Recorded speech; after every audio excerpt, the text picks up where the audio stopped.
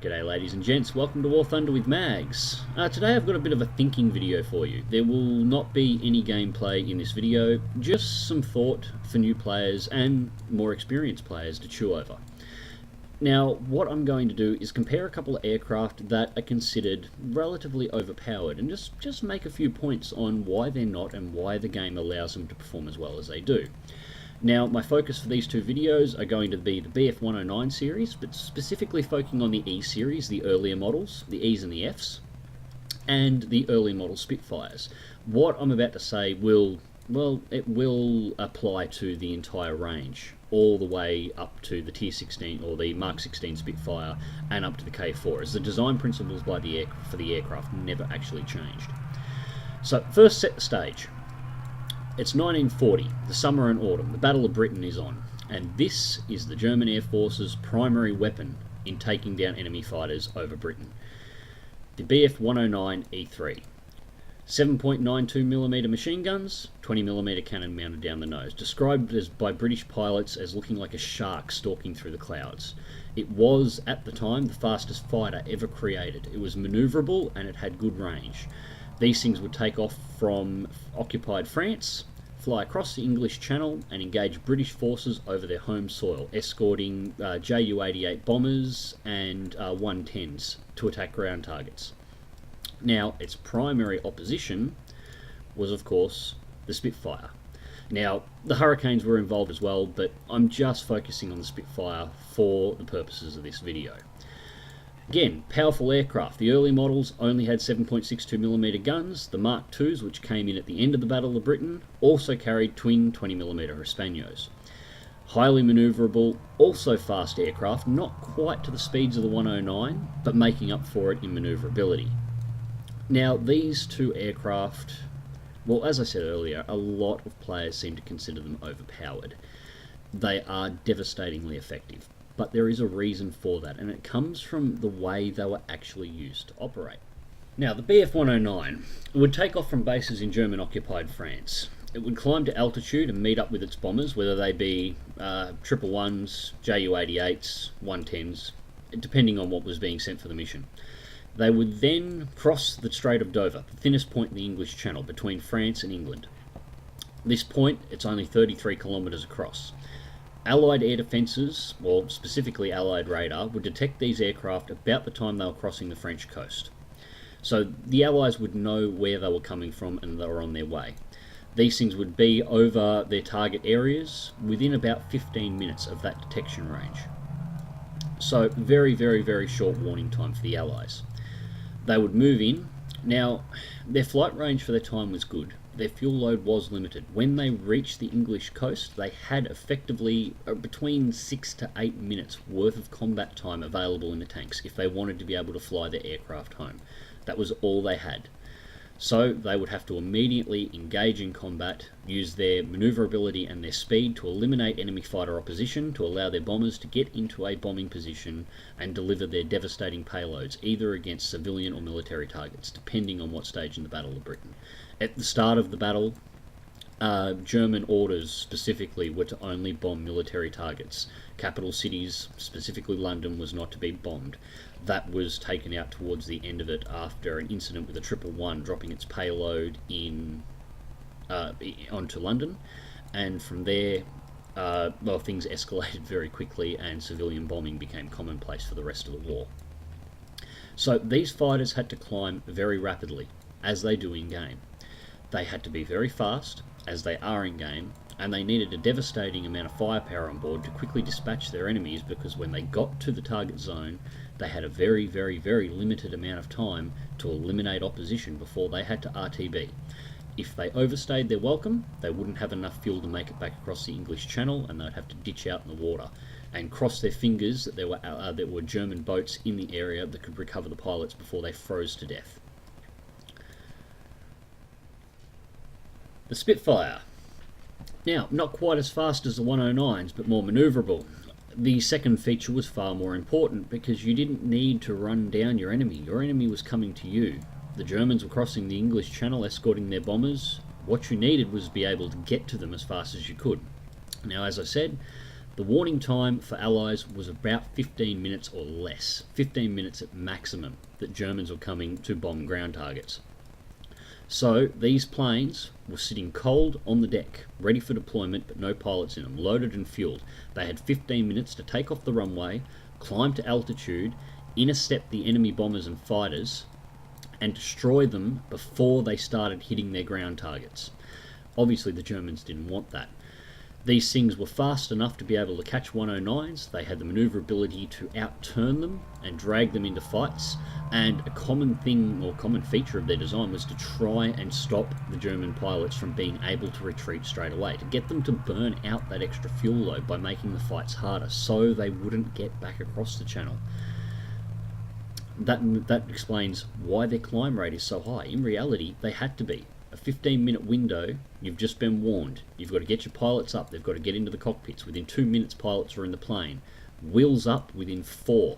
You're now down 4 of your 15 minutes before the enemy aircraft are in bombing position. You now have about a 6-minute window to get to altitude and intercept the enemy targets. If you don't do it, bombs are going to start dropping. And, well, the pilots of these planes, their families and friends lived in these cities, in these target zones, especially towards the end of the Battle of Britain, when bombing of Allied cities was commonplace. You didn't want that to happen. You didn't want to find out after the battle that, well, somebody you know had died because you didn't get your ass in the sky fast enough.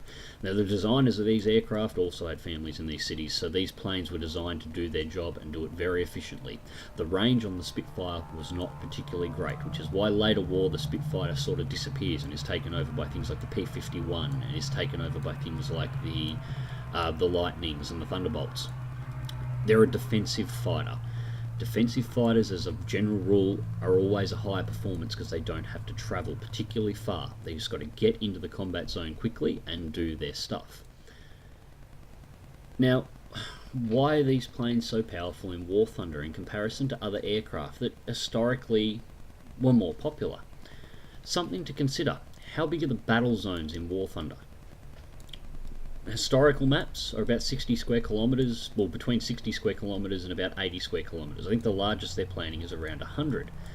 A 60 square kilometre map is about the size of the edge of occupied France, the Strait of Dover, and the initial combat engagement zones for British forces. These planes, both of them, are fighting in battlefields the correct size for what they were designed to fly in.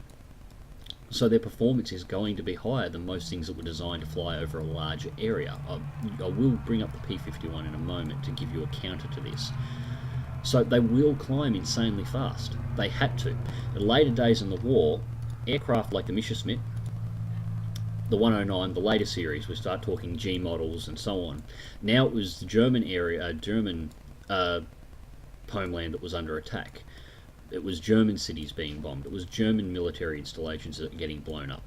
So these things had to still be able to climb ridiculously fast because they had to take off from runways and intercept aircraft that may have been climbing for the last 4 hours to get into bombing position, and they had to stop them. So the climb rate was very important for these too. This is why German fighters climb so much. They had to. It was in their design. They're not overperforming. It's not a mistake of the programming. This is what they were built to do. Now, the other end of the scale, an aircraft that is constantly considered by gamers to be underperforming, the P-51D, historically one of the most famous fighters of World War II and devastatingly effective near the end. So if the other two are performing, and the P-51 stats are about accurate too, why is it not performing as well as the other two aircraft? Well, the reason is the game doesn't allow for this aircraft to have its advantage. Now, bomber formations that this aircraft used to escort used to fly at around 30,000 feet or above. That was in their drop bomb zone. Their cruising altitudes were closer to 40,000 feet. Now, these aircraft would come in and sit on the wings of these bomber formations as they were moving into the hostile target zone. The Messerschmitts would be taking off from the ground directly below them and climbing up to them.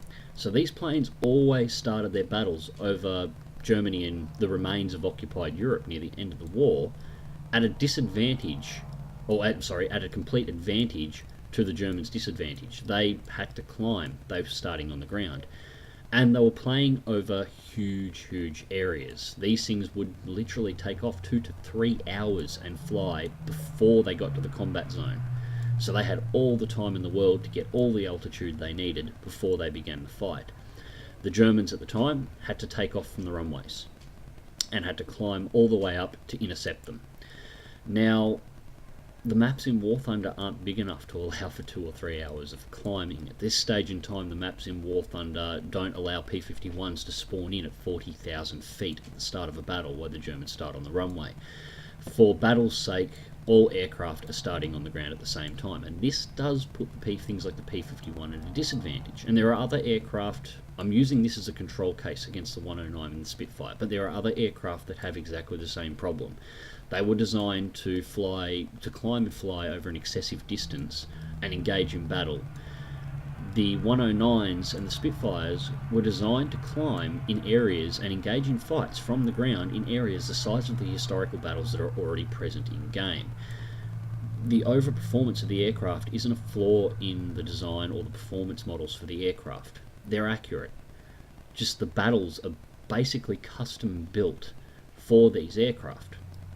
Now, the purpose of this video, it isn't just a defensive video. What I'm hoping to get those watching this to do is to start thinking about your aircraft. All aircraft have an advantage. The P-51's advantage is almost never used. I've very rarely seen people use it, and that is, if you check its rate, optimal altitude is 25,000 feet. Maximum altitude is 41,000 feet. It will get up there and it will continue to fly. I'm going to compare this against a German 190. 26,000 feet and a 33,000 foot maximum. So you've got to try and find the advantages of your aircraft. The P-51s, it takes a huge amount of time to climb them up to that altitude in historical. I have seen them get there, only once or twice, and the effect it had on the battle was devastating for the enemy team. Once they were up there, they were nearly impossible to dislodge, and anything that tried to climb up there for them had to exceed their maximum altitude, kill their own performance in order to get up there, in which case the Mustangs would simply pull them apart, and there was nothing they could do to save themselves. All aircraft in this game have an advantage. This game is modelled around historical accuracy, and the levels and tiers are, it's arguable how well they're doing it, but they're trying to put them in on the years of production release. In war, every aircraft is an answer to another aircraft. Every time the enemy comes up with an aircraft that is outperforming yours, you build something that will outperform theirs. Then they will build something that outperforms yours. Some aircraft, it's very easy to find the advantages. Some aircraft you look at and all you will ever see is the disadvantages of the aircraft. If you're having trouble performing in an aircraft, take a close look at its stats, look at its advantages, and try and find out, do a little bit of research on what they were actually used for in combat, how they actually flew. Hopefully when all the flight models in the game are accurate, all the damage models in the game are accurate, this research will be very important, because the game is not going to tell you how to fly your plane. It's up to you how to fly it, and up to you to find the advantages and exploit them to take out the enemy. I hope you've enjoyed this video. Sorry it's a little bit short, but I've been working all day, so I haven't had a chance to get any games in yet. Still, please click like if you do. Please subscribe if you want to see more. Fly smart, fly safe, and I'll catch you next time.